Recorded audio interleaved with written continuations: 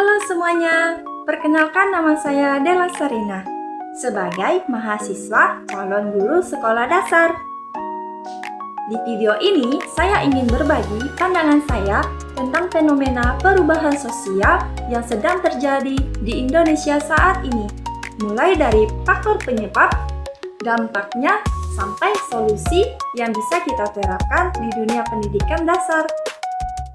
Kalau kita lihat, kehidupan masyarakat Indonesia sekarang memang sudah banyak berubah, terutama setelah kemajuan perkembangan teknologi digital dan media sosial. Perubahan ini nggak cuma dirasakan oleh orang dewasa saja, tapi juga sangat mempengaruhi kehidupan anak-anak, termasuk siswa sekolah dasar yang nantinya akan menjadi generasi penerus bangsa. Menurut saya, perubahan sosial itu adalah proses di mana terjadi pergeseran nilai, norma, dan perilaku masyarakat dari waktu ke waktu.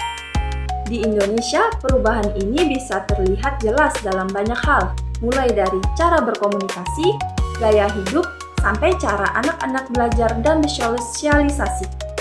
Dulu, anak-anak sering main di luar rumah, main petak umpet, lompat tali, dan bermain segala macam permainan. Sekarang kebanyakan lebih suka bermain game online, nonton TikTok, atau scrolling media sosial di rumah. Artinya, teknologi sudah menjadi bagian dari kehidupan sosial mereka sehari-hari. Tentu perubahan ini nggak semuanya buruk ya. Di satu sisi, anak-anak lebih cepat belajar hal baru dan lebih terbuka terhadap dunia luar. Tapi di sisi lain, mereka juga lebih mudah terpengaruh oleh hal negatif, seperti konten yang tidak sesuai usia, sikap konsumtif, atau menurunnya kemampuan berinteraksi langsung dengan orang sekitar. Kalau kita lihat lebih dalam lagi, ada beberapa faktor yang menyebabkan perubahan sosial di Indonesia saat ini. Yang pertama, perkembangan teknologi dan media digital. Internet dan smartphone membuat arus informasi bergerak sangat cepat. Anak-anak bisa belajar banyak hal. Dari sisi lain, mereka juga bisa meniru hal-hal yang belum tentu sesuai dengan nilai budaya kita. Yang kedua, globalisasi dan masuknya budaya asing. Sekarang kita bisa lihat gaya berpakaian, gaya bicara, bahkan tren hiburan anak-anak Indonesia yang banyak mengikuti budaya luar. Ini menunjukkan betapa kuatnya pengaruh globalisasi terhadap nilai dan kebiasaan masyarakat kita. Yang ketiga, perubahan pola asuh dalam keluarga. Banyak orang tua yang sibuk bekerja, sehingga anak lebih banyak berinteraksi dengan gadget daripada berbicara langsung dengan orang tua. Akibatnya, komunikasi, keluarga, dan penanaman nilai sosial jadi berkurang. Dan yang keempat, pengaruh sistem pendidikan sekolah. Memang semakin modern dan berbasis teknologi, tapi terkadang penanaman karakter sosial kurang mendapat porsi yang cukup.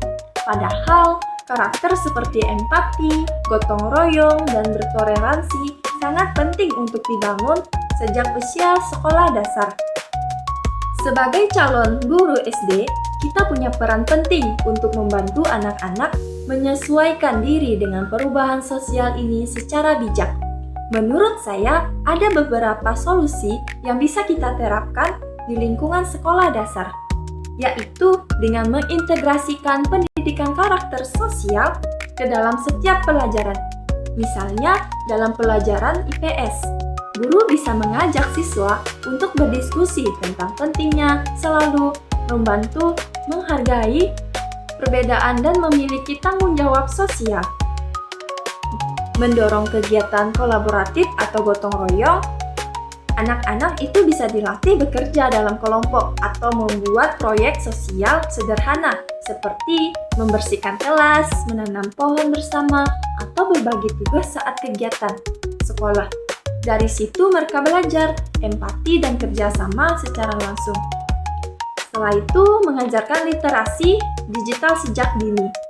Guru itu perlu membimbing anak agar tahu cara menggunakan teknologi secara bijak, bagaimana mencari informasi yang benar, dan bersikap sopan di dunia maya, dan memahami dampak perilaku online terhadap orang lain. Yang terakhir, menjalin kerjasama yang baik dengan orang tua. Guru bisa mengadakan komunikasi rutin dengan orang tua agar nilai-nilai sosial yang diajarkan di sekolah juga diterapkan di rumah. Dengan itu, anak mendapatkan kebiasaan yang konsisten di dua lingkungan utama mereka. Kalau langkah-langkah ini dilakukan secara berkelanjutan, saya yakin anak-anak akan tumbuh menjadi generasi yang cerdas secara digital, tapi juga kuat secara moral dan sosial. Dari semua pembahasan tadi, kita bisa simpulkan bahwa perubahan sosial di Indonesia adalah hal yang wajar dan tidak bisa dihindari. Namun, sebagai calon guru, kita punya tanggung jawab untuk membimbing anak-anak agar bisa beradaptasi dengan perubahan tersebut tanpa kehilangan jati diri dan nilai-nilai kebangsaan. Kita perlu menjadi contoh dalam hal penggunaan teknologi, berkomunikasi dengan sopan, dan bersikap sosial yang baik, supaya anak-anak juga bisa menteladani hal yang sama. Karena masa depan bangsa ada di tangan mereka, dan karakter sosial mereka lah yang akan menentukan arah perubahan Indonesia ke depan. Terima kasih sudah menyimak pandangan saya.